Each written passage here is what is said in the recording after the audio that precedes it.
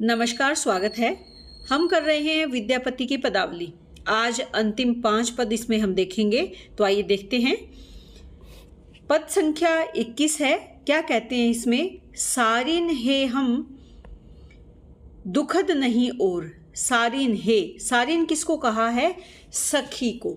यहाँ पर एक सखी दूसरी सखी से कह रही है, या नायिका अपनी सखी से कह रही है कि हे सखी हमर दुखद नहीं और, कि हमर यानी मेरा और कोई दुख नहीं है, या और का मतलब अंत, कि मेरे दुख का कोई और छोर नहीं है, कोई अंत नहीं है।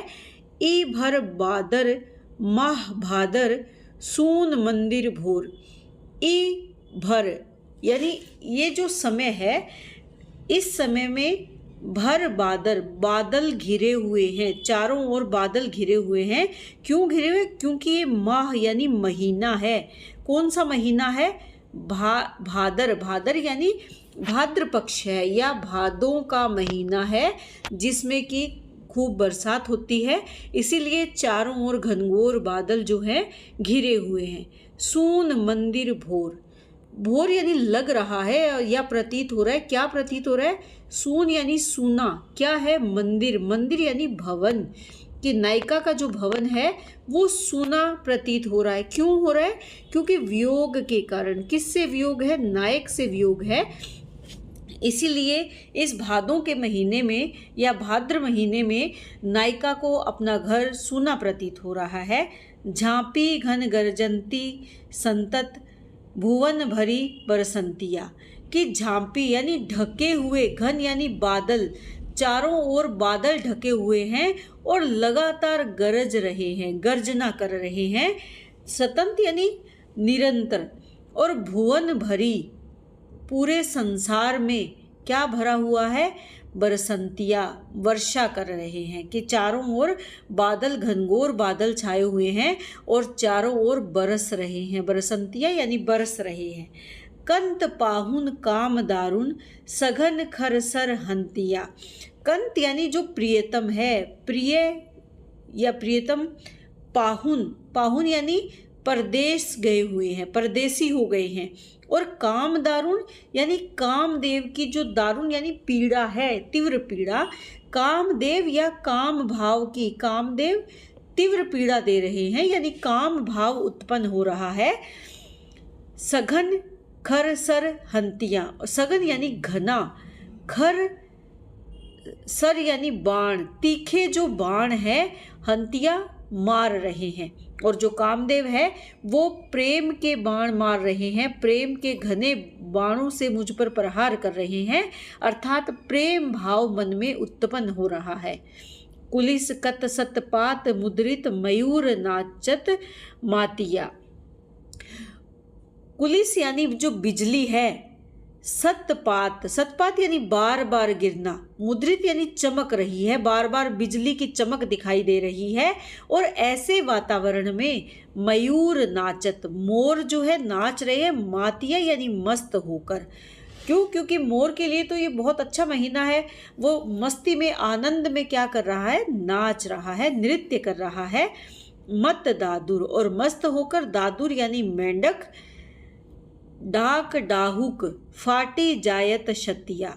डाक डाहुक यानी टरटर की आवाज़ कर रहे हैं। डाहुक जो जल पक्षी है वो भी क्या कर रहा है? आवाज़ उत्पन्न कर रहा है, यानी जल में रहने वाले मेंढक और जो जल पक्षी है। डाक से अभिप्राय क्या है? टरटर की ध्वनि उत्पन्न करना या ध्वनि उत्पन्न करना। दादुर या मेंढक किस प्रकार की ध्वनि उत्पन्न करते हैं?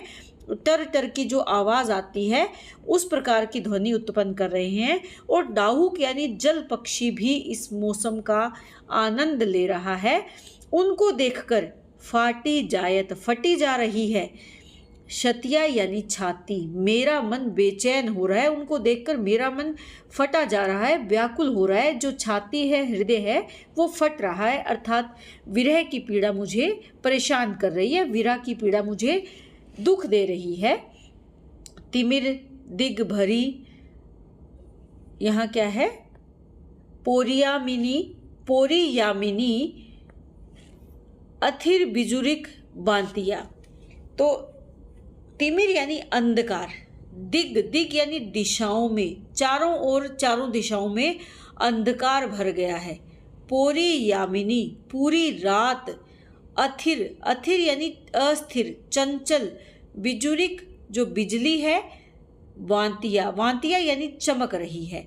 कि चारों दिशाओं में घना अंधकार फैल गया है, तिमिर फैल गया है। और इस घने अंधकार में, अंधकार क्यों हो गया?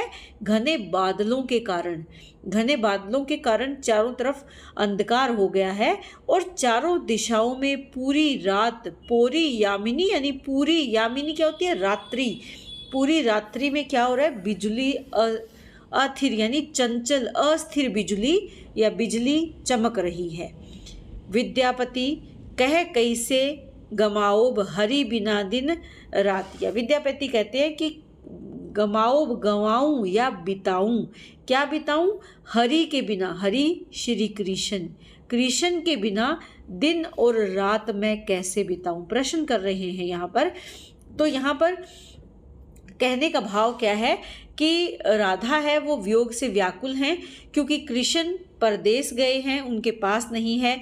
भादों का महीना है, ऐसे में चारों ओर बरसात हो रही है, बिजली चमक रही है।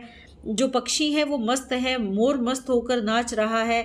दादुर, डाहुक पक्षी अपनी मधुर ध्वनि उत्पन्न कर रहे हैं, जिससे जो नायिका की व्याकुलता है, प्रिय मिलन की तीव्र आकांक्षा है, वो और ज़्यादा बढ़ रही है। तो यहाँ पर भाद्र पक्ष की वर्षा ऋतु का वर्णन किया है, जो सामान्य लोगों के लिए आनंददायक होती है।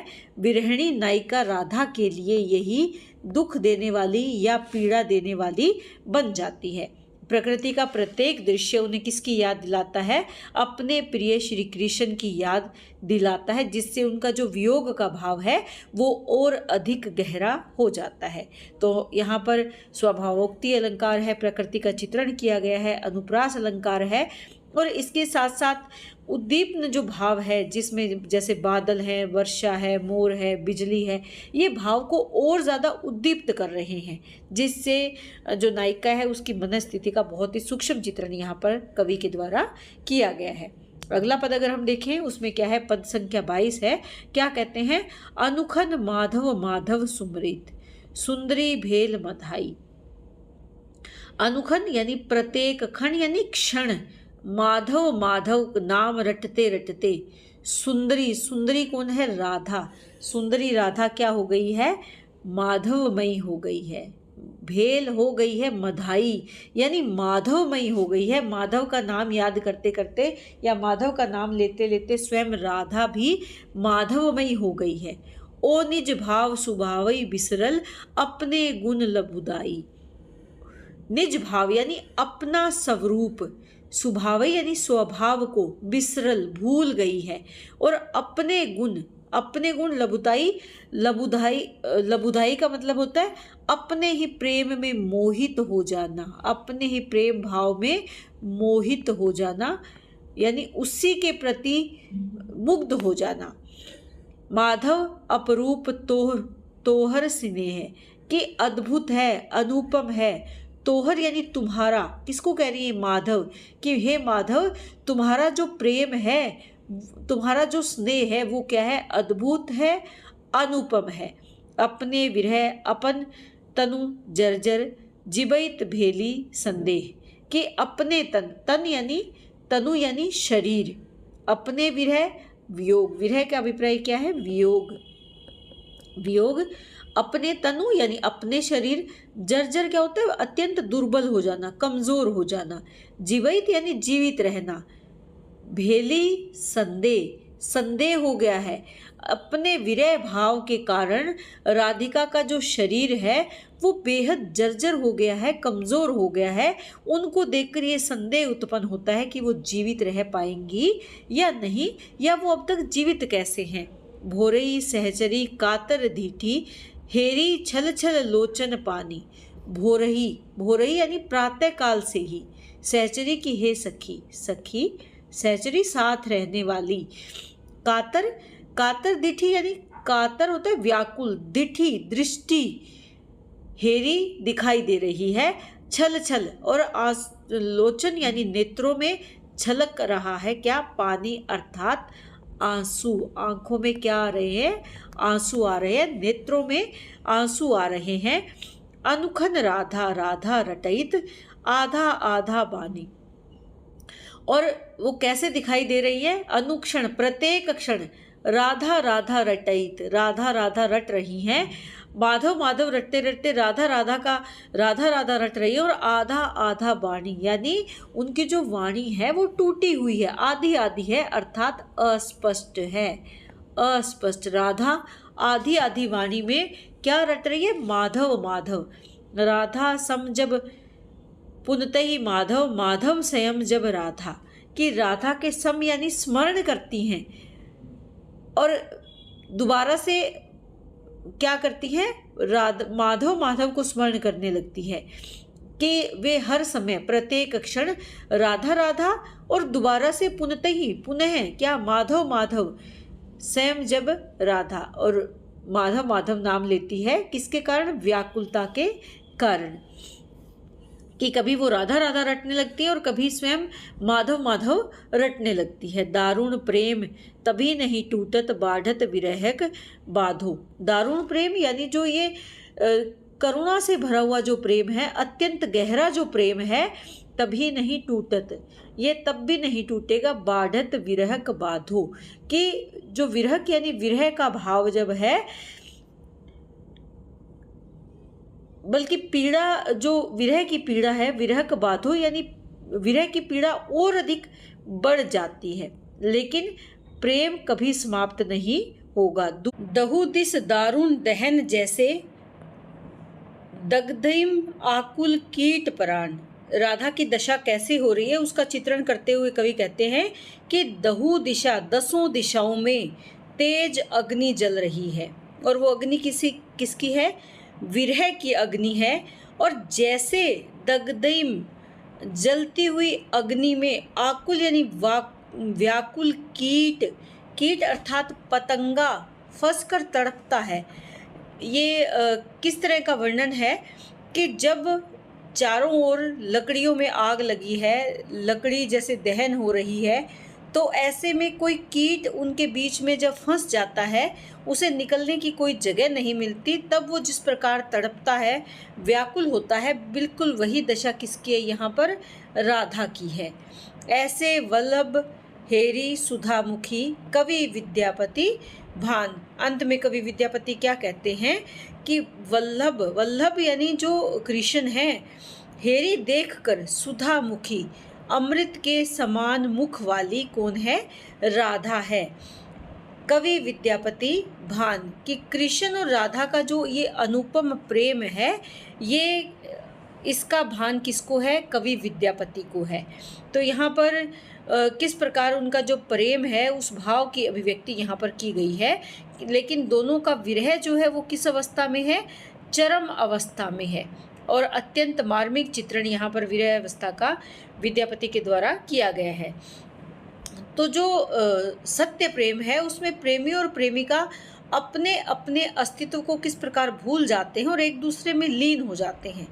विरह उनके प्रेम को कम नहीं करता, बल्कि वो उसे और ज़्यादा गहरा और पवित्र बना देता है। उसी भाव का यहाँ पर चित्रण किया गया है। तो यहाँ पर अगर रस की बात करें तो यहाँ पर आप ये ध्यान रखें कि कौन सा रस है? वियोग श्रृंगार रस है। यहाँ पर प्रेम की तन्मयता है, आत्म विस्मृति और विरह की अवस्था का जो भाव है वो यहाँ पर, व्यथित जो भाव है वो यहाँ पर हम देख सकते हैं।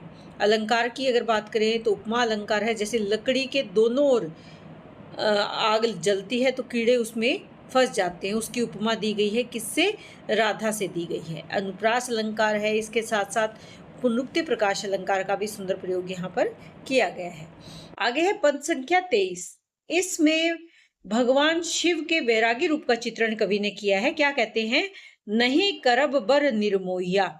यहाँ पर जो एक युवती है, युवती वो किसको कह रही है? अपनी माता को कह रही है कि नहीं करूंगी बर यानी पति के रूप में चयन। किसका?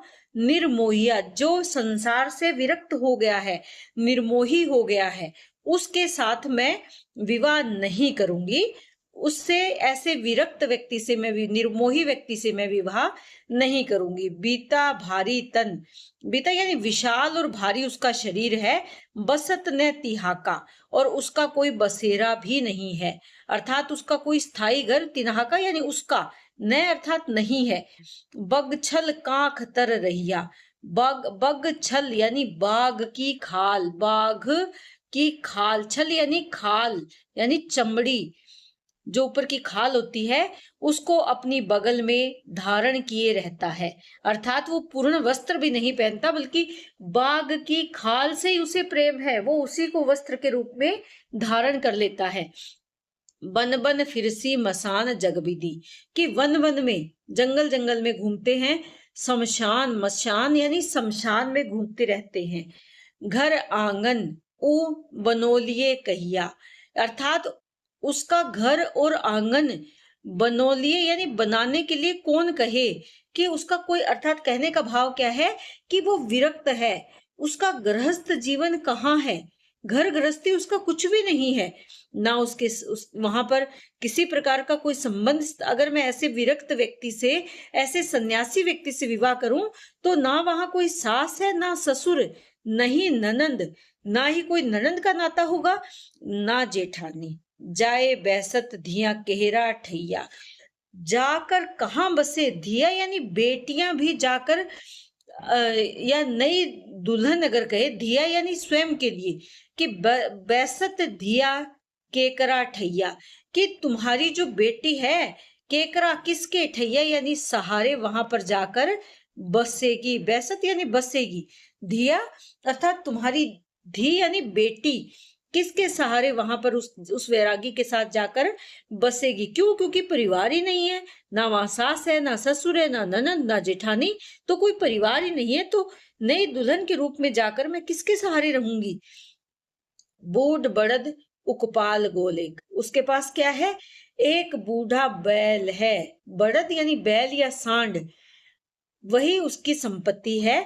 उकपाल गोल एक, उसके पास एक वाहन के रूप में क्या है, एक बूढ़ा बलद है, बूढ़ा बैल है, और संपत्ति क्या है, भांगक झोरिया, झोली यानी पोटली किसकी, भांग की भरी हुई एक पोटली ही उसकी संपत्ति है। झोरिया यानी झोली या पोटली, वही उसका धन दौलत है, उसकी संपत्ति है। भने विद्यापति सुनु हे मनाए, विद्यापति कहते हैं कि हे भोलेनाथ, शिव सन ढाली जगत कह कहिया, कि शिव के समान या आपके जैसा त्यागी, विरक्त, अलौकिक व्यक्ति संसार में, ढाली यानी समान, समान, जगत अर्थात संसार में, के कही किसको कहें, कि आपके समान दूसरा वैरागी इस संसार में नहीं है। इस प्रकार यहाँ पर कवि ने हास्य और भक्ति का सुंदर समन्वय प्रस्तुत किया है। युवती अपने भोलेपन से इस प्रकार की बात कहती है कि मैं वैरागी व्यक्ति से विवाह नहीं करूंगी, तो यहाँ पर कौन सा रस उत्पन्न हो रहा है, हास्य रस उत्पन्न हो रहा है।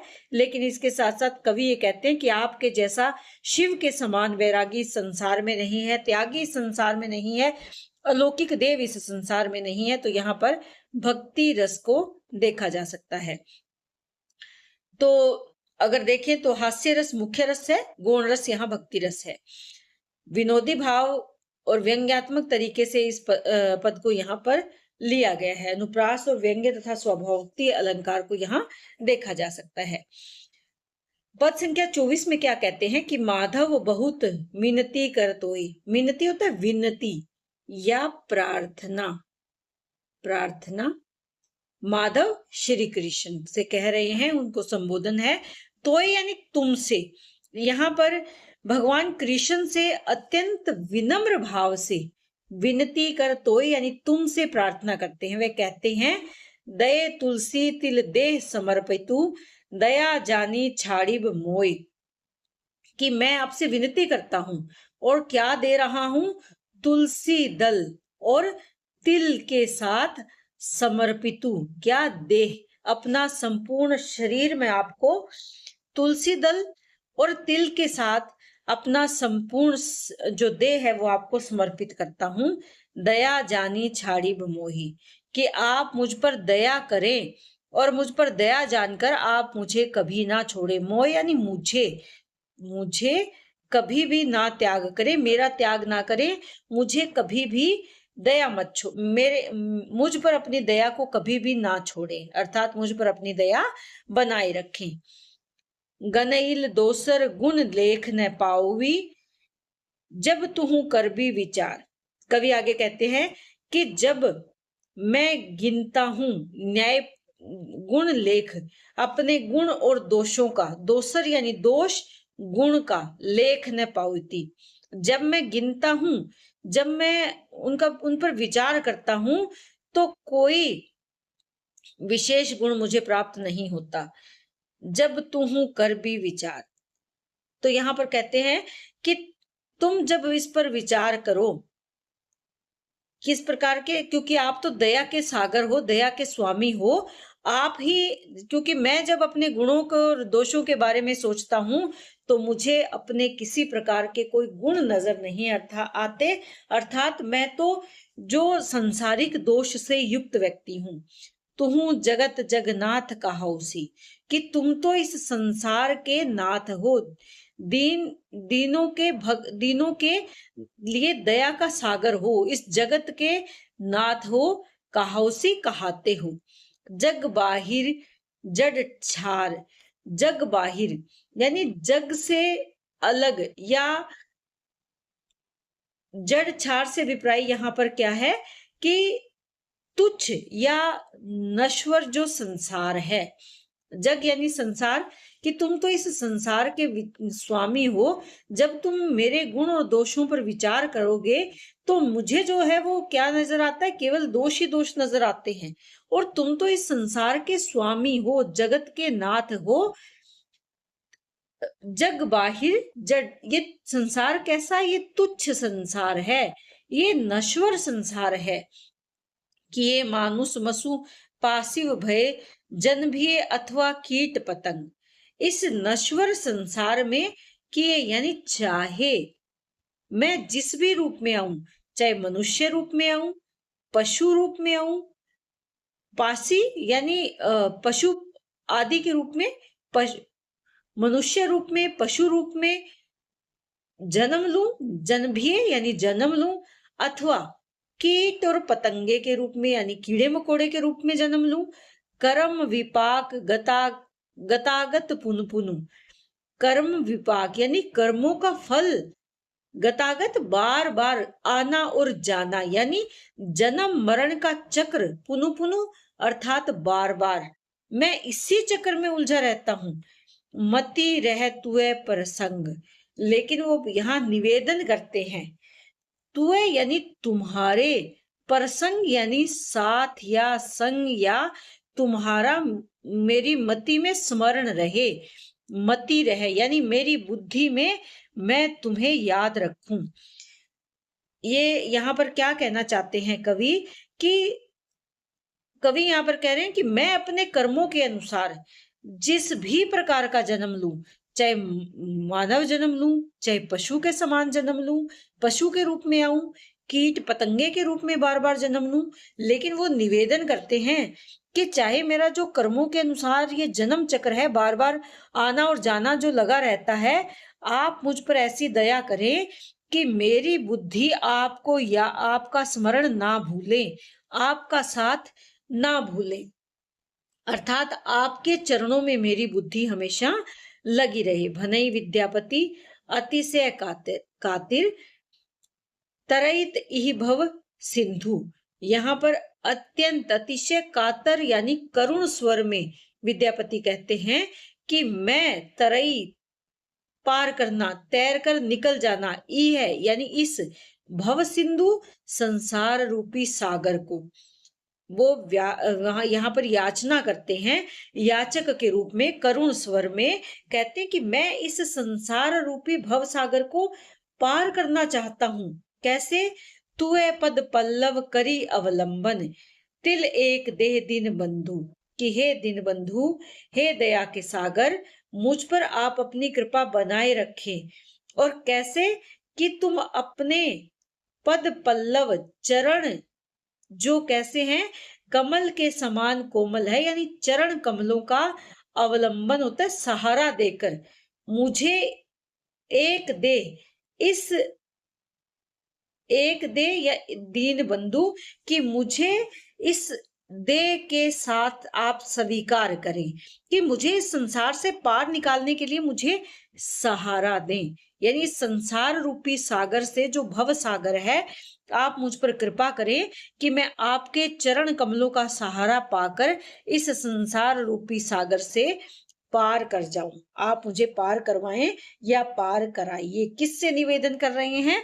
दीन बंधु जगतनाथ श्री कृष्ण माधव को संबोधन कर रहे हैं। कौन कह रहा है? कवि विद्यापति स्वयं के लिए यहाँ पर कह रहे हैं। तो यहाँ पर अगर देखें तो भावार्थ क्या है कि जो मानव है वो अपने गुण या कर्म से कर्म के कारण वो मुक्ति नहीं पा सकता। केवल भगवान की कृपा और उसके चरणों की शरण ही उसे जन्म मरण का जो चक्र है उससे मुक्ति का मार्ग दिखा सकता है। तो यहाँ पर अपने संपूर्ण समर्पण की बात कर रहे हैं, विनम्रता के साथ ईश्वर से याचना करते हैं कि इस भव सागर से वो उन्हें पार लगाए। तो यहाँ पर शांत भाव से भक्ति रस की उद्भावना है। भक्ति रस को यहाँ इस पद में देखा जा सकता है। आत्म समर्पण है, दीनता का भाव है, विनय का भाव है और ईश्वर भक्ति इस पद में व्याप्त है। इसके साथ साथ अनुप्रास अलंकार है, रूपक अलंकार है, भव सिंधु, ये संसार जो सागर के समान है, ये रूपक अलंकार है। पुनरुक्ति प्रकाश अलंकार है, पुनः पुनः जो आ रहा है, तो भाषा सरल सरल है और मैथिली भाषा का प्रयोग यहाँ पर इन्होंने किया है। पद संख्या 25 को अगर हम देखें तो क्या कहते हैं? तातल सैकत बारी बिंदुसम सुत मित रमनी समाज। तातत क्या होता है? तपता हुआ, सैकत यानी रेत, बारी बिंदु, बारी यानी जल, बिंदु यानी बूंद, सम यानी समान, सुत होता है पुत्र, सुत यानी पुत्र, मीत यानी मित्र, रमनी क्या होती है? पत्नी या स्त्री, और समाज, समाज यानी जो समूह के लोग हैं, हमारे आसपास के लोग हैं। यहाँ पर कवि क्या कहना चाहते हैं?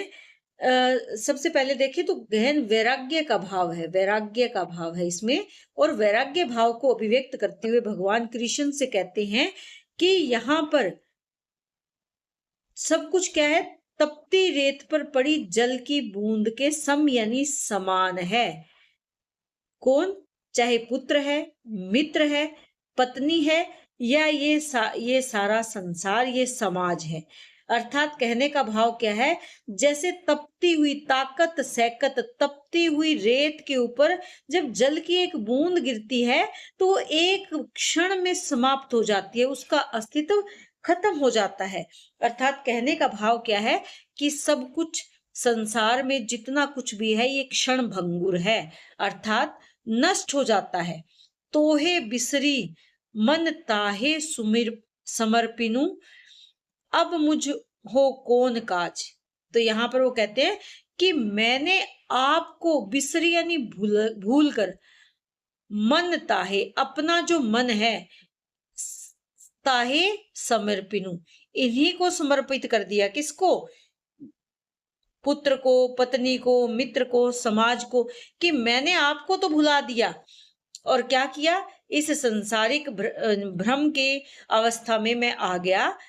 अब मुझको कौन काज, कि अब मुझे इससे क्या लाभ होगा, क्या कार्य सिद्ध होगा जब मैं इस संसारिक मोह माया में उलझ गया हूं, इन झूठे नाते रिश्तों में मैं उलझ गया हूं, तो अब मेरे जीवन में मुझे इनसे क्या लाभ मिलेगा? प्रश्न कर रहे हैं किससे? श्री कृष्ण से।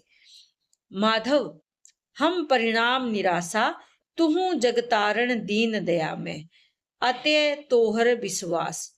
यहाँ पर आगे कहते हैं कि हम परिणाम निराशा, कि मैं जीवन के अंतिम समय में जो परिणाम मिलना है उससे निराश हो गया हूं। अर्थात जीवन का अंत किससे है? मृत्यु से।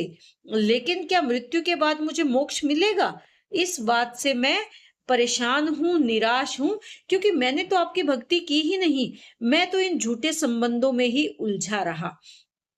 इसीलिए हे जगत के तारण, जगत का उद्धार करने वाले, दया के सागर, दीन दया में इस संसार रूपी सागर से पार लगाने वाले प्रभु, अतः तोहर विश्वास, कि अब मुझे केवल एक तुम्हारा ही विश्वास है या तुम्हारा ही सहारा है।